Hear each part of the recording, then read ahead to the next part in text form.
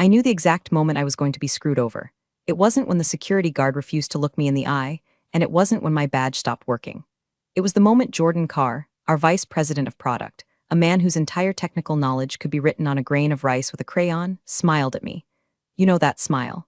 It's the shark-like grin of a man who just realized he's about to eat a very expensive meal for free. We were in the fishbowl, the glass-walled conference room on the 14th floor that overlooks the dreary gray skyline of Massachusetts. It was the final internal demo for the Project Etha modular battery system. I've spent the last 3 years of my life bleeding lithium and sweating electrolytes for this thing. It wasn't just a battery, it was a symphony of chemical engineering.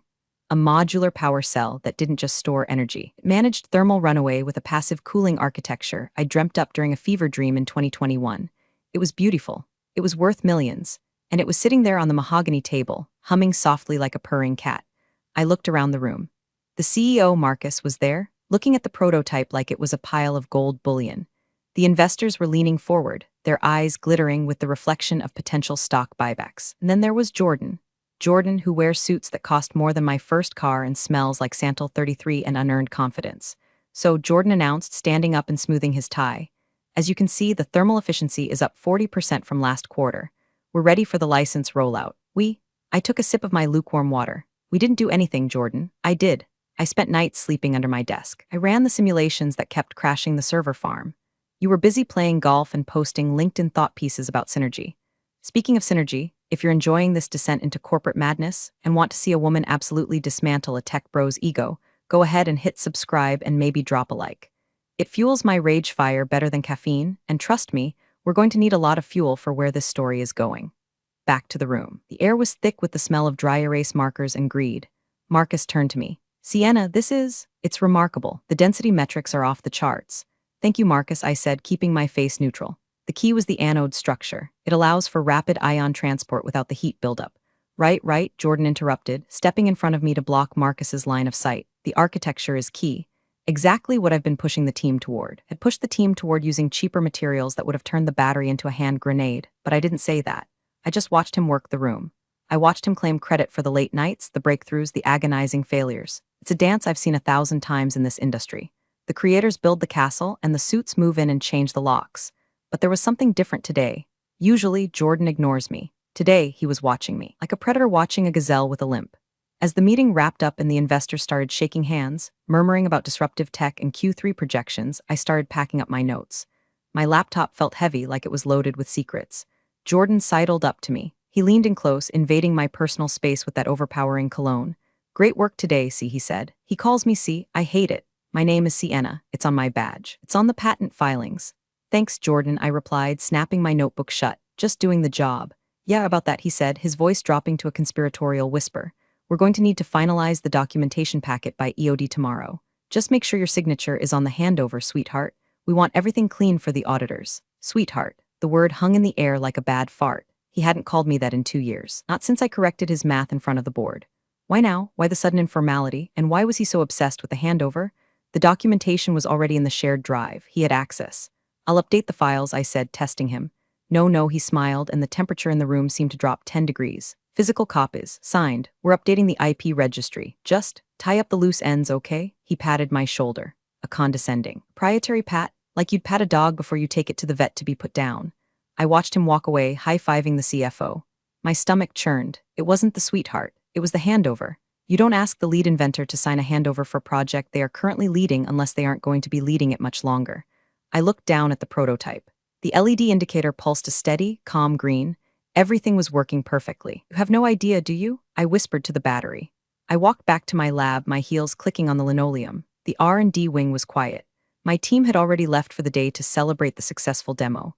I was alone with the hum of the servers and the sinking feeling that the axe wasn't just falling, it had already severed the neck, and my head just hadn't realized it needed to roll yet.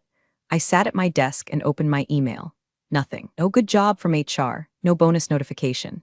Just a calendar invite from Jordan for 9 a.m. tomorrow. Status sync. Status sync is corporate code for we're firing you, but we want to make it sound like a conversation. I stared at the screen. I'm a woman of science. I deal in facts, data, and predictable outcomes. But right now, my intuition was screaming louder than a Geiger counter in Chernobyl. Jordan wanted the IP. He wanted the signature. And once he had it, I was going to be erased. But here's the thing about Jordan and men like him. They think they're the only ones playing the game. They think because I wear cardigans and bring my lunch in Tupperware that I'm soft. They mistake silence for submission. I didn't sign the handover papers that night. Instead, I backed up my personal hard drive. I cleared my browser history, and I waited, if they wanted a war. We're about to find out that they were fighting a nuclear physicist with a grudge.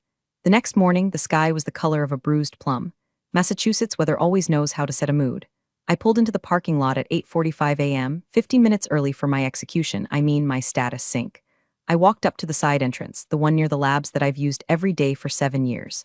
I held up my badge, beep. A harsh, angry red light. I tried it again, beep. Red light. You've got to be kidding me, I muttered, shivering slightly in the morning chill. I wiped the card on my sleeve. Maybe it was just a glitch. Maybe the magnetic strip was demagnetized, or maybe Jordan Carr is a predictable hack who follows the HR playbook for cowards to the letter. I walked around to the front lobby. The glass doors slid open, and the warmth of the heater hit me, smelling of floor wax. The receptionist, sweet girl named Emily who had helped fix a flat tire for last winter, looked up. Her face went pale. She looked down at her phone, avoiding my eyes. "I'm sorry, Sienna," she whispered, her voice trembling. "They told me to call security if you arrived." "It's okay, Emily," I said softly. It wasn't her fault. She was just another cog in the machine, grinding away. 2 minutes later, a security guard named Dave, who I usually shared coffee with, waddled out from the back. He looked miserable. "I have to escort you to conference room B, Sienna," Dave grumbled, looking at his shoes. "I'm sorry. Orders." "Let's go," Dave wouldn't want to keep the firing squad waiting. We walked through the bullpen. It was dead silent. People I've worked with for a decade, people whose kids' birthdays I know, were suddenly intensely interested in their spreadsheets. The silence was loud. It was the sound of fear. They knew if they looked at me, they might catch the contagion of unemployment. Conference room B, the windowless one, of course. Jordan was there. So was Linda from HR, a woman whose smile never reached her eyes, like a shark trying to mimic a human expression. "Have a seat, Sienna," Jordan said. He didn't stand up. He was scrolling on his phone. "Let's cut the crap, Jordan," I said, remaining standing. "Why is my badge deactivated?" Linda cleared her throat. "Sienna, company is undergoing a strategic pivot. We're restructuring the R&D division to align with new synergistic goals. Unfortunately, your position has been eliminated effective immediately." "Restructuring," I repeated, the word tasting like ash. "You mean the project I just finished? The one that passed final testing yesterday? That restructuring?" "The project is moving into a maintenance phase," Jordan said, finally looking up. His eyes were dead, glossy with triumph. "Don't need a lead architect for maintenance. We need technicians, I see," I said. My heart was hammering against my ribs, but I forced my breathing to remain steady.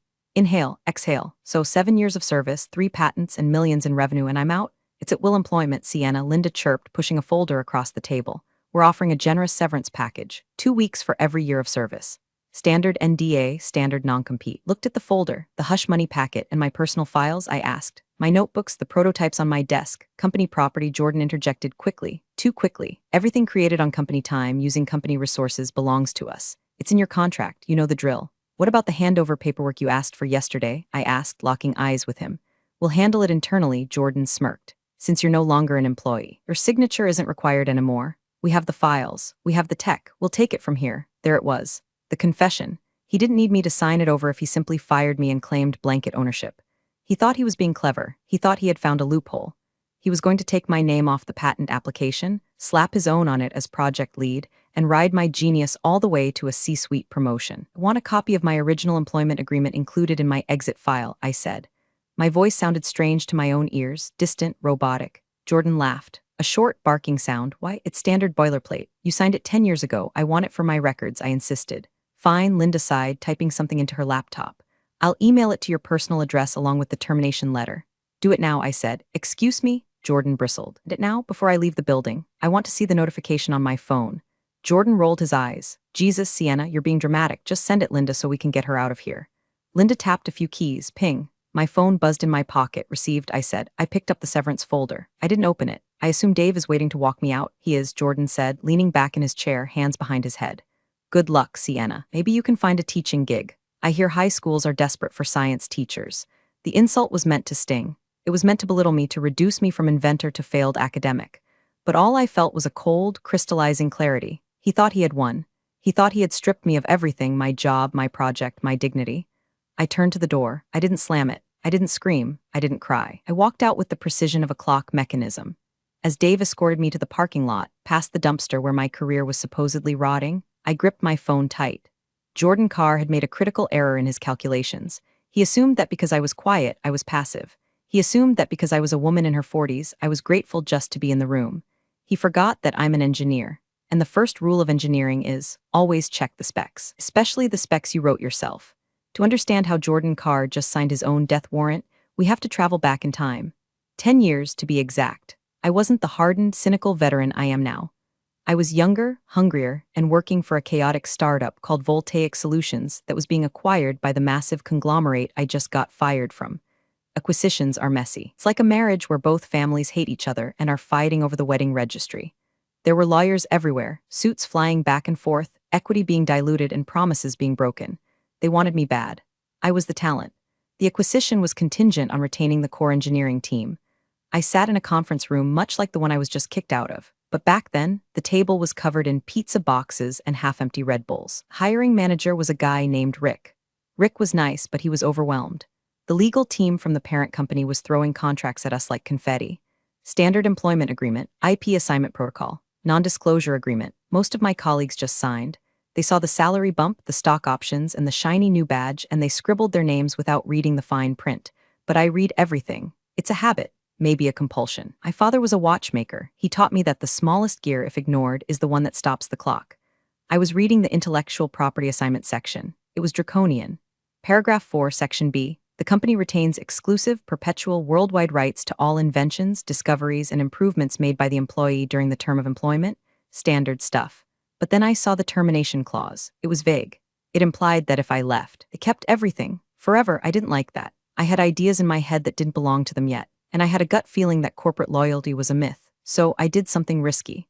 I took the Word document of the contract, they had emailed it to me for review, and I made an edit. I didn't track changes. I didn't highlight it in neon yellow. I just added a subsection to paragraph 4. Paragraph 4. Subsection D.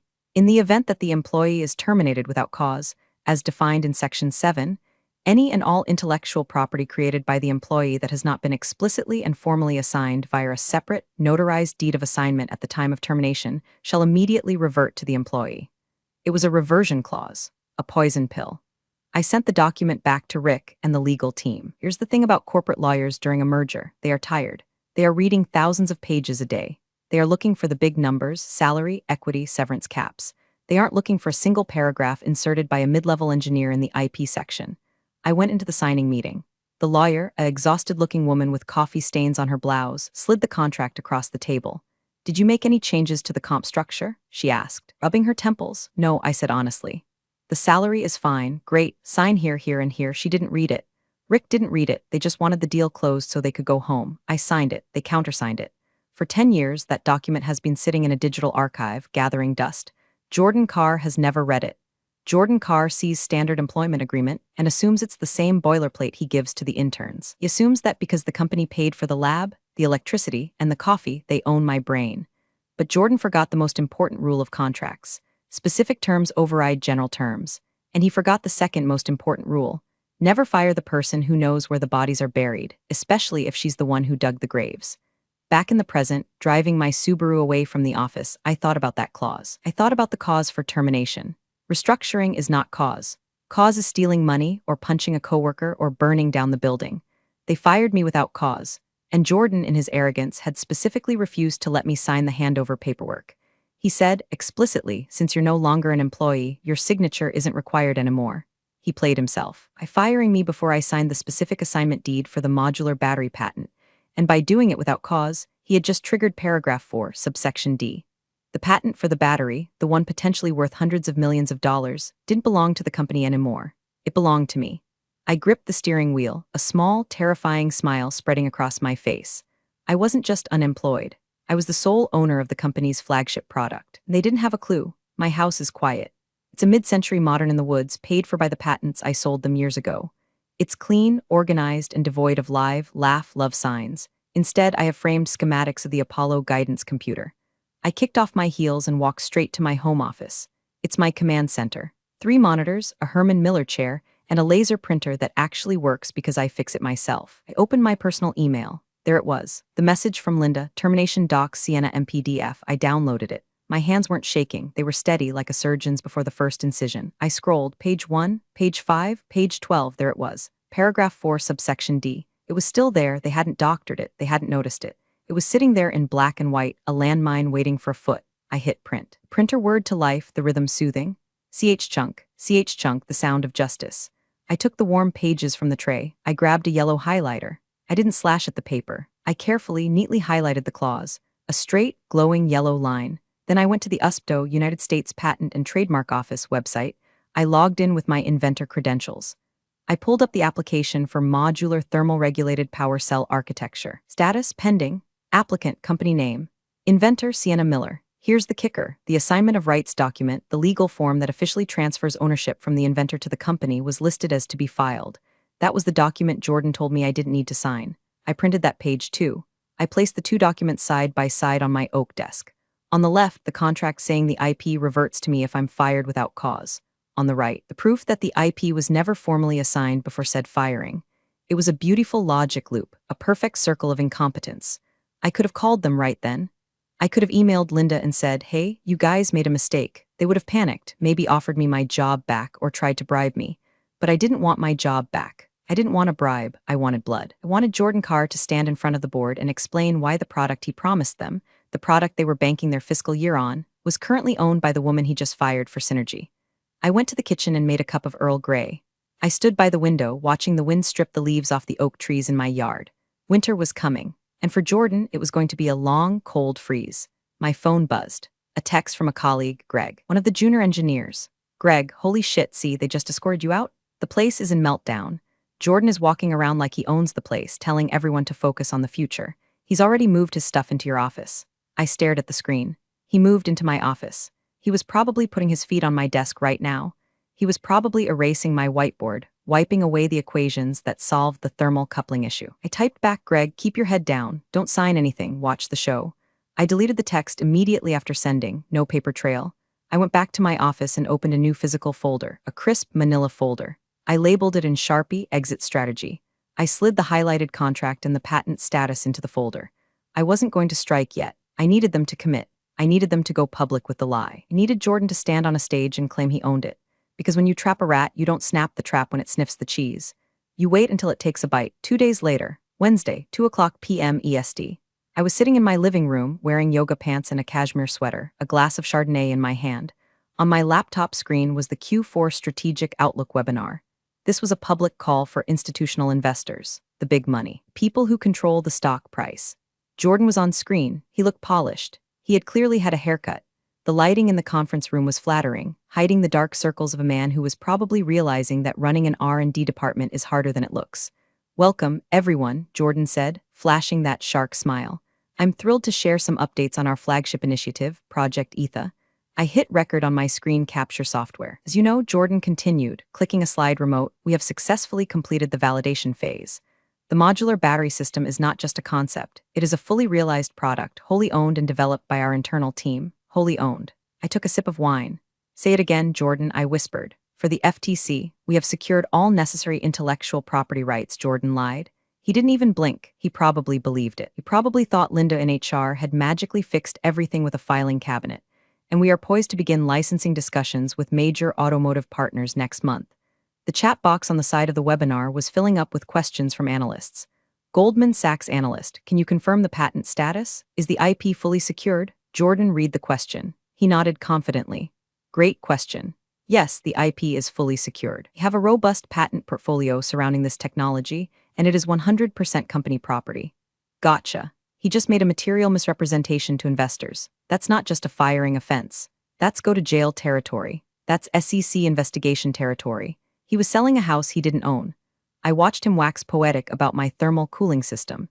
He used words like proprietary algorithm and vertical integration. Was butchering the science, confusing voltage with amperage at one point, but the suits didn't care. They saw dollar signs. "We expect this product line to add $40 million to our EBITDA by next year," Jordan concluded. The stock ticker at the bottom of the screen showed a little jump. The market liked the lie. I stopped the recording. I saved the file as Jordan lies to investors MP4. I felt a strange mix of emotions. Part of me was sickened. This was my work, my baby, being paraded around by a stepfather who beat it. But the other part of me, the cold, calculating part, was thrilled. He had crossed the Rubicon. There was no going back now. If I had revealed the clause before this call, they could have spun it. They could have delayed the call. They could have negotiated. But now they were on the hook for securities fraud if they didn't deliver the IP. and they couldn't deliver the IP because they fired the owner. I closed the laptop. I walked to the kitchen and rinsed my wine glass. It was time to send the mail, not an email. An email can be deleted. An email can be ignored. I needed something physical, something that had to be signed for, something that would sit on a desk like a ticking bomb. I went to my exit strategy folder. I added one more document, a cover letter, to Legal Department and CEO from Sienna Millery. Notice of patent reversion, immediate action required. I kept it brief. I didn't use emotional language. I didn't use sarcasm. I used the language of the contract. Pursuant to paragraph 4, subsection D of my employment agreement dated date, and following my termination without cause on date, please be advised that all intellectual property rights regarding the modular thermal regulated power cell architecture have reverted to the undersigned. You are hereby ordered to cease and desist all commercialization, licensing, and representation of ownership regarding this technology. I signed it with my favorite pen. The ink flowed dark and permanent. I put it all in a stiff cardboard envelope. Tomorrow, I would go to the post office. I would pay for certified mail, return receipt requested, and then I would wait for the explosion. The post office in my town is a small brick building that smells like old glue and damp wool. It's run by a woman named Barb who knows everyone's business. Morning, Sienna, Barb said, peering over her glasses. You're not at work today? Taking a little break, Barb, I said, sliding the envelope across the counter. Need this sent certified. Priority. Return receipt. Barb weighed it. She slapped the green sticker on it. Important stuff? She asked. You could say that. I smiled. Just some legal housekeeping. That'll be $8.45. I paid. I watched her toss it into the outgoing bin. That envelope contained the pin to a grenade, and I had just pulled it 2 days later, Friday. I knew exactly when the letter arrived because I got the digital notification on my phone delivered to front desk. Signed for by reception. Emily signed for it. She would put it in the interoffice mail. It would travel up the elevator. It would land on the general counsel's desk around 11 o'clock a.m. I sat at my kitchen table staring at my phone. 11:15 a.m., nothing. 11:30 a.m., nothing. 11:45 a.m., my phone rang. It wasn't the company, it was Greg again. Greg, hey, are you okay? Something weird is happening. Me, what kind of weird? Greg, legal just stormed into the R&D wing. They're seizing hard drives. They just kicked Jordan out of his office, well, your old office. He looks like he's gonna throw up. A slow, warm satisfaction spread through my chest. Me, interesting, keep me posted. 10 minutes later, my phone rang again. Unknown number. I let it go to voicemail. It rang again immediately. Unknown number. I let it go to voicemail. Third time. Now it was the personal cell number of the general counsel, a man named Sterling who I had met maybe twice in 10 years. I picked up. This is Sienna.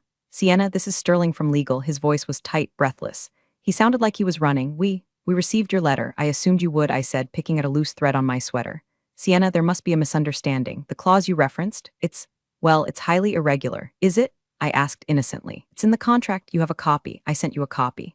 Yes, well, he stammered. We need to discuss this. We need to meet. Immediately. I'm not an employee, Sterling, I said. I don't have to meet with you immediately. I'm actually quite busy.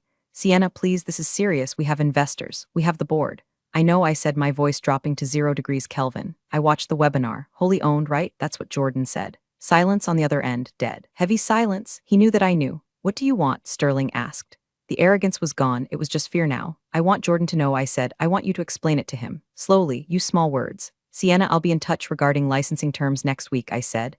Until then, if you touch my patent, I'll sue you for infringement in federal court. Have a nice weekend, Sterling. I hung up. I blocked his number. I imagined the scene in the boardroom. Yelling, the finger pointing. The frantic calls to outside counsel asking if the clause was enforceable.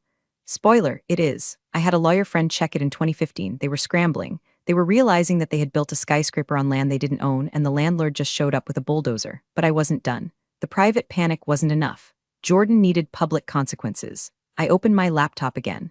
I opened Proton Mail, secure. Encrypted email. I had drafted a message to a reporter at TechCrunch, a reporter who loves exposing corporate fraud. Subject, exclusive, company name falsifies IP ownership in major tech rollout. Attached, the recording of the webinar, the contract, the termination letter, the patent status. I hovered the mouse over the send button. For the handover, I whispered, click. You know what the modern version of the Roman Colosseum is. It's a Slack channel during a corporate crisis. I obviously didn't have access to the company Slack anymore, but Greg did. And Greg, bless his chaotic heart, was FaceTiming me from his car in the parking lot because he couldn't handle the vibes inside. It's a bloodbath, see, Greg said, holding his phone with shaking hands. Marcus, the CEO, flew in from New York on the chopper. I saw him land. He looked like he wanted to murder someone. Is Jordan still in the building? Asked, putting my phone on speaker while I watered my plants. Jordan is in the boardroom. They've been in there for 2 hours. Sterling is there. The CFO is there. I heard yelling through the soundproof glass like actual screaming. What are people doing? Nothing, absolutely nothing. Everyone is just sitting at their desks pretending to work, but we're all just waiting for the explosion. Oh, and the stock. Have you checked the stock? I hadn't. I pulled up the ticker on my iPad. Down 12% in the last hour. The TechCrunch article had dropped. Breaking, tech giant accused of IP theft and securities fraud regarding flagship battery project. The headline was in bold, angry letters. The reporter had done their homework. They quoted my clause. They quoted Jordan's lie from the webinar. They pointed out the discrepancy in the USPTO filing. It was viral. It was trending on Twitter, #BatteryGate. They just ordered pizza, Greg said. Squinting at the building, that means they're staying all night. Jordan won't be staying, I predicted. Wait, Greg said. Wait, someone's coming out. He turned the camera toward the front doors of the office building. The automatic doors slid open. 2 security guards walked out. Between them was Jordan Carr. He wasn't wearing his suit jacket. His tie was undone. He was carrying a cardboard box. The classic, humiliating box of shame. Oh my God, Greg whispered. Actually did it, they walked him. I watched on the tiny screen as Jordan walked to his Tesla. He looked small, he looked deflated, he dropped his keys. He had to bend down to pick them up, and for a second he just stayed there, crouched on the asphalt. I didn't feel joy, I didn't feel pity, I felt balanced. The scales of the universe had tipped wildly, and I had just slammed a heavy weight down to correct them. He's gone, see, Greg said. You killed the king. He wasn't a king, Greg, I said softly. He was just a jester in a nice suit. My iPad pinged an email from Marcus, CEO. Subject, can we talk? Just 3 words, no legal jargon, no threats. The CEO was bypassing legal. He was bypassing HR. He was reaching out directly. That meant he was terrified. He knew that the only way to save the stock, to save the product, to save his job was to get that patent back. He knew the only person who could give it to him was the woman they had thrown out like trash 3 days ago. I didn't reply. Let him sweat. Let the stock drop another 5%. Let the investors blow up his phone. I poured the rest of the Chardonnay down the sink. I needed a clear head. The end game was approaching. They were going to try to buy me. They were going to offer me money, reinstated employment, stock options, the works, but they didn't understand. I didn't want to work for them, and I didn't just want money. I wanted admission. I went to my closet and pulled out my board meeting suit. It's navy blue, sharp as a razor, and costs more than Jordan's car. I hung it on the door. I would reply tomorrow, and I would set the terms. The next morning, the internet had done what the internet does best. It had turned a complex legal dispute into a meme war. My burner Twitter account, which I use solely to follow space news, was blowing up. The TechCrunch article had been retweeted 15,000 times. Someone had found a picture of Jordan from his LinkedIn, smug, arms crossed, and captioned it, "When you fire the inventor but forgot to read the terms and conditions." Another one showed Danny DeVito, oddly fitting with the caption. So anyway, I started infringing. The comments were brutal. Imagine investing in a tech company that doesn't own its tech. Clown face, the Sienna woman is my hero. Queen behavior, shorting this stock to oblivion. The stock was now down 22%. The board of directors had issued a vague statement about internal review and misunderstandings, which only made it worse. I was in the middle of reading a Reddit thread, analyzing my contract clause. The legal subreddits were having a field day when my phone rang again. It was Marcus's executive assistant. Miss Miller? She sounded exhausted. Yes. Marcus would like to know if you can come in today anytime. He'll clear his schedule. I can be there at 2:00 p.m., I said, and I'm bringing my own counsel, of course. Whatever you need. I hung up. I didn't have counsel. I didn't need one. I knew the contract better than anyone, but it sounded intimidating. I spent the next few hours prepping. I wasn't prepping a defense. I was prepping a sales pitch. See, I knew they couldn't redesign the battery. It would take 2 years to work around my patent. They didn't have 2 years. They had maybe 2 weeks before the automakers walked away from the licensing deals. They had to have my patent. I printed one last document. A licensing agreement. Standard industry rates are usually 3 to 5% royalties. I wrote in 15%, and a $5 million upfront signing bonus. A public retraction of my termination. I drove to the office. The parking lot was full of news vans. I parked in the visitor lot. I walked past the cameras. A reporter shouted, "Are you Sienna Miller? Do you own the battery?" I didn't answer. I just put on my sunglasses and walked through the sliding doors. Emily at the front desk looked at me like I was a celebrity. She buzzed me in without asking for ID. "Go get Sienna," she whispered. I took the elevator to the 14th floor. The same elevator I had taken down with my box of shame just days ago. The air on the executive floor was thin. It smelled of fear and stale coffee. Marcus was standing in the doorway of the boardroom. He looked 10 years older than he had on the webinar. "Sienna," he said, extending a hand. "Thank you for coming." I didn't shake it. "Shall we?" I gestured to the room. We walked in. Sterling Legal was there. The CFO was there. Jordan's empty chair was glaringly obvious. I sat at the head of the table. "Let's keep this simple," I said, placing my folder on the table.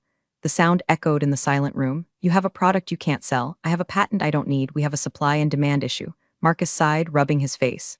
"Sienna, look, Jordan made a mistake, a grave mistake. He's been terminated for cause. We want to make this right." We want you back leading the team. No, I said. We'll double your salary. No, triple. Marcus, I said, leaning forward, you're not listening. I don't work here anymore. I am an independent entity. You are a client. I slid the licensing agreement across the table. These are my terms to license my technology to your company. Sterling picked up the paper, his eyes widened as he read the numbers. 15%, he choked out. That's extortionate. Standard is 5%. Standard is for employees who didn't get fired for succeeding, I said. 15% is the asshole tax. Marcus looked at Sterling. Do we have a choice? Sterling looked at the paper, then at me, then at the patent filing I had laid out. Technically, Sterling hesitated. No, if she walks, the product is dead. We'd have to restate earnings. The class action lawsuits alone would bankrupt us. Marcus closed his eyes. He took a deep breath. Fine, he whispered. I need that in writing, I said. And I need the upfront payment wired by EOD. Fine, and one more thing, I said. What? Marcus snapped, losing his cool for a second. I want Jordan's office chair, the Herman Miller one. He took mine when he moved in. Marcus looked at me, bewildered. Then a hysterical little laugh escaped his lips. Take the damn chair, Sienna. I walked out of that building with a signed licensing deal worth more than my cumulative salary for the last 20 years. I also walked out with a rolling office chair, pushing it across the parking lot asphalt like a demented shopper. The news crews were still there. They took pictures of me loading the chair into the back of my Subaru. It was absurd. It was perfect. The wire transfer hit my account at 4:55 p.m. $5 million. Notification looked just like a seamless order confirmation, just with more zeros. I drove home. The adrenaline was fading, replaced by a deep, bone-weary exhaustion. I had won. I had crushed Jordan. I had humbled the CEO. I had secured my financial future. But as I sat in my quiet house looking at the contract, I realized something. They would still make money. They would pass the cost of my royalties on to the consumer. The battery would go into cars, and people would drive them, and the world would keep spinning.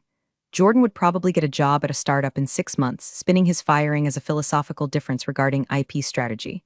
The game doesn't change. The players just swap seats, but I wasn't playing anymore. I went to my home lab. The prototype, my original prototype, was sitting on the bench. I patted it. We did it, girl. I opened a bottle of the really expensive stuff. 1998 Cabernet I'd been saving for my wedding, which never happened, or a Nobel Prize, unlikely. This felt close enough. My phone buzzed, a text from Marcus. Marcus, we're issuing the press release, amicable resolution, strategic partnership. I didn't reply. I took a sip of the wine. It tasted like oak and victory. I'm not going to start a new company. I'm not going to save the world. I think I'm going to buy a small house on the coast, install a really killer HVAC system, and spend my days inventing things that have absolutely no commercial value. Robotic bird feeders, self-heating slippers, things that bring joy, not quarterly earnings. And if anyone ever asks me for handover again, I'm going to hand them a grenade. I raised my glass to the empty room. To paragraph 4, subsection D, I said. Then I blocked Marcus's number, turned off my phone, and listened to the silence. It was the most expensive silence in the world, and I owned every second of it. Real power doesn't announce itself, it quietly secures its position. Sienna's meticulous planning and that hidden clause completely upended their corporate greed. It's a sharp reminder to always read the fine print, and that true competence speaks louder than any title. Appreciate you all for sticking through this one. See you in the next story.